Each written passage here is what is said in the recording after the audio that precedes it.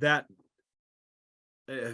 Pentecostalism is the form of Christianity going forward that will become they're already the fastest growing movement. And can you just give us an armchair definition, if you will, the difference between a Pentecostal and a charismatic? Because you said there was a differentiation between you mentioned the Pentecostal denomination, but you mentioned a charismatic group and you separated those two. And forgive me if I didn't articulate that correctly, but can you explain that? I would want to differentiate between classic Pentecostalism that began at the start of the 20th century in America, Britain, and elsewhere, and the charismatic renewal movement that became a significant force in the 1960s.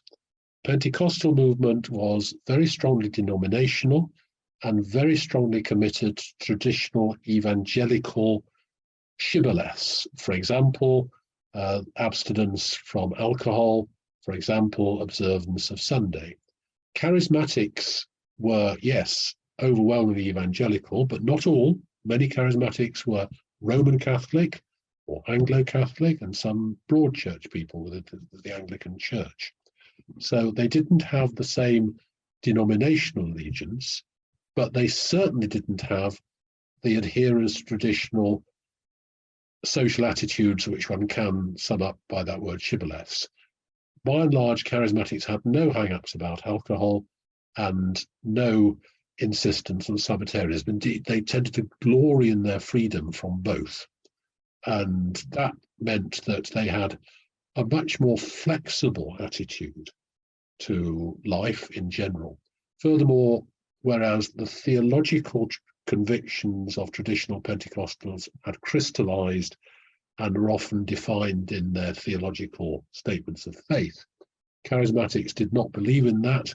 They believed that truth is mobile and can often change over time, and they actually said that, and did not want to be bound certainly by the particular emphases. For example, the emphasis of several Pentecostal denominations in the States and Britain and elsewhere on the essentiality of speaking in tongues as a sign of the baptism of the Spirit.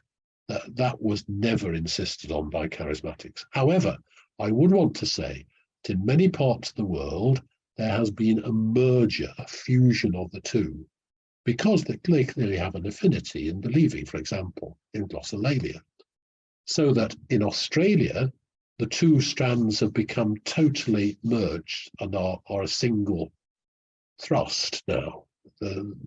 Institutionally, the charismatic movement has been absorbed by, not wholly absorbed by, but a substantial part of it absorbed by the Pentecostals, and together they're a very vigorous force. Although in origin they are very distinct, and I've argued this in print, they have come together, especially during the 1990s, and are very much more of a united force now in the 21st century.